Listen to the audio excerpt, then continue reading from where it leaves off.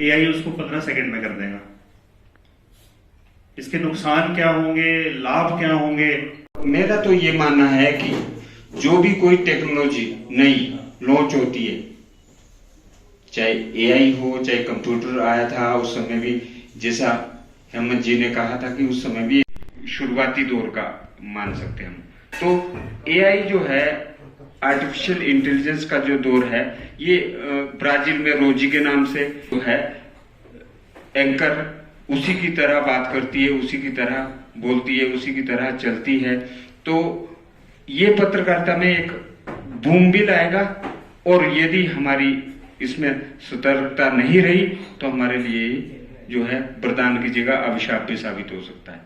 तो ये हमने देखना है कि हमने इसके अच्छाइयों को लेना है या बुराइयों को लेना है। जिन्होंने वो दौर देखा है कि यहाँ से ये एक पोस्ट कार्ड पे लिखते थे, फिर रेलवे स्टेशन पे जाते। ये वो चीज है जो आपके पास जो भी फैक्ट्स है उसको आप इकट्ठा करते हैं, जो भी आप फील्ड से जो मटेरियल लाते हैं उसके बारे में ये अनुमान लगाता है कि भविष्य में ये क्या हो सकता है। यही अनभिज्ञ ही समझो, क्योंकि अंधेरे में तीर मारने वाली बात होगी शायद, क्योंकि जितने भी 20 जनों ने अभी जो वक्तव्य रखे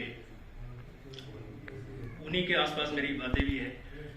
क्योंकि आफ्टर ऑल जो भी टेक्नोलॉजी आती है हमें उसको अडॉप्ट करना ही होता है, लेटर और सूनर। शुरू में जो प्रिंट से चलता था वो फैक्स से चलता था, फिर टाइपराइटर, फिर कंप्यूटर आया। अब आर्टिफिशियल इंटेलिजेंस भी मीडिया जगत में इंट्रोड्यूस हो चुका है।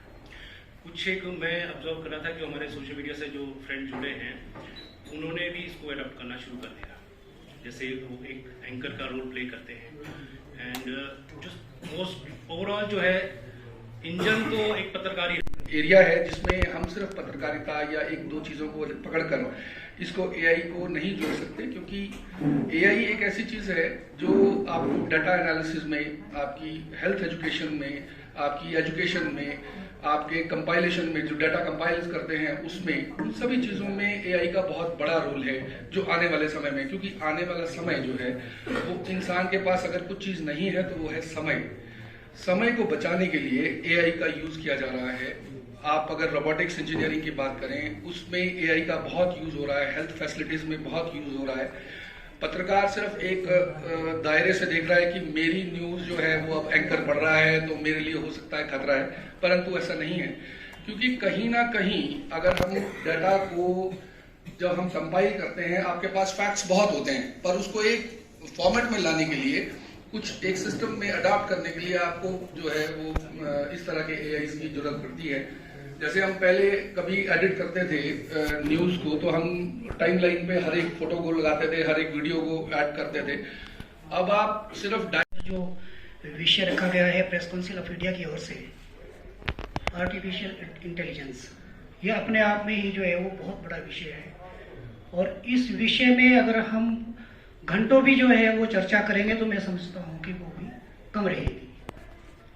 जहाँ तक मेरी जानकारी है तो आर्टिफिशियल इंटेलिजेंस का जो उद्गम है वो ब्रिटिश के एक वैज्ञानिक ने किया था, और उनका नाम जो था वो शायद जॉन मैकार्थी थे 1955 में। उस समय ये सोचा नहीं गया था कि जिस तरह से, और मैं तो ये समझता हूँ कि आज आर्टिफिशियल इंटेलिजेंस जमीन से लेकर आसमान तक जो है वो कार्य कर रहा है, क्योंकि जो भी कार्य हो रहा है वो इसके माध्यम से ही हो रहा है। इसके एक अच्छे परिणाम भी हमारे सामने हैं और इसके जो है वो खतरनाक परिणाम भी सामने हैं।